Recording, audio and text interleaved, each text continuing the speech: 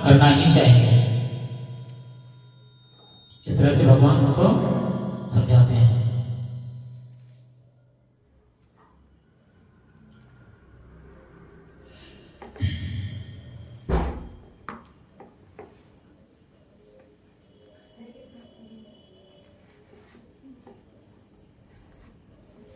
अगला श्लोक है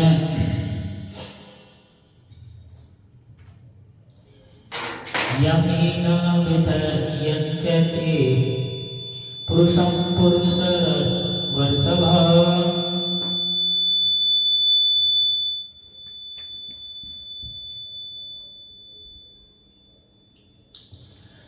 समदुःख सुखं धीरं सोऽमृत त्वाय कल्पते।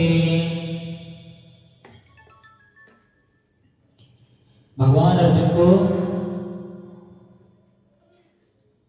पुरुषों में श्रेष्ठ बता रहे हैं। उन्होंने कहा है पुरुषम पुरुष ऋषभ।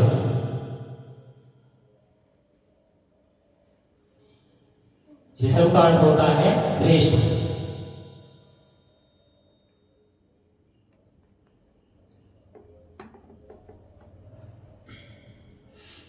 आगे कह रहे हैं कि हे श्रेष्ठ पुरुष, जो पुरुष सुख दुख में विचलित नहीं होता है और दोनों में समभाव रहता है, वह निश्चित रूप से मुक्ति के योग्य है।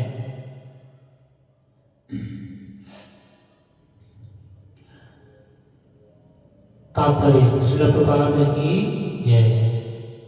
जो व्यक्ति आत्म साक्षात्कार की उच्च अवस्था प्राप्त करने के लिए दृढ़ प्रतिज्ञ होता है, वह सुख तथा दुख के प्रहारों को समान भाव से सह सकता है और निश्चय ही मुक्ति के योग्य है।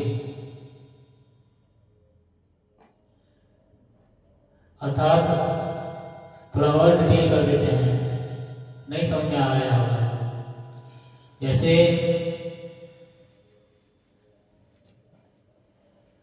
जब सुख रहता है तो हम बड़े आनंद में रहते हैं और थोड़ा बहुत भगवान को पूजा भी करते रहते हैं। जैसे ही कष्ट आया भगवान पे आरोप लगाना शुरू, या जब अच्छा हो रहा है तो हमने किया है, हमारा है। जैसे ही बुरा हुआ भगवान ने हमारे साथ में अच्छा नहीं किया, यही संभाव होता है। तो भगवान से क्या प्रार्थना करनी है? हे स्वामी, आप जैसे हमें रखें हम वैसे रहेंगे। सुख में रखो दुख में रखो, वो आपकी इच्छा है।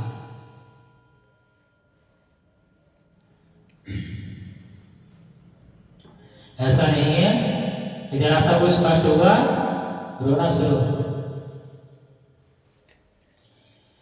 पूर्व काल में जो वर्णाश्रम व्यवस्था थी उसमें चौथी अवस्था, उसमें संन्यास आश्रम एक कष्ट साध्य अवस्था है।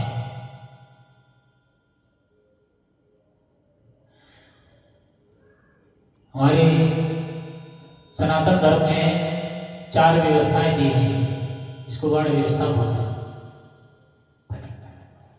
और उसमें एक व्यवस्था और है आश्रम, उसको वर्णाश्रम व्यवस्था बोलते हैं। वर्णाश्रम व्यवस्था में क्या होता है?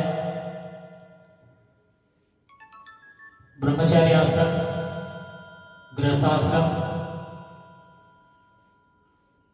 वानप्रस्थ आश्रम, संन्यास आश्रम, ये 4 आश्रम बताए गए हैं। ब्रह्मचार्य आश्रम जो है 25 वर्ष तक रहता है, गृहस्थ आश्रम जो है 25 से 50 वर्ष तक रहता है। लेकिन 50 के हो गए, 60 के हो गए, 70 पहुंचने वाले हैं, लेकिन गृहस्थ आश्रम छोड़ने का नाम नहीं ले रहे हैं, पकड़े रहते हैं। क्योंकि शास्त्र क्या कहता है? 50 वर्ष के बाद में आपको गृहस्थ आश्रम का त्याग कर देना है। जो बच्चे हैं उनको जिम्मेदारी सौंपो, अब तुम जानो तुम्हारा काम जाने।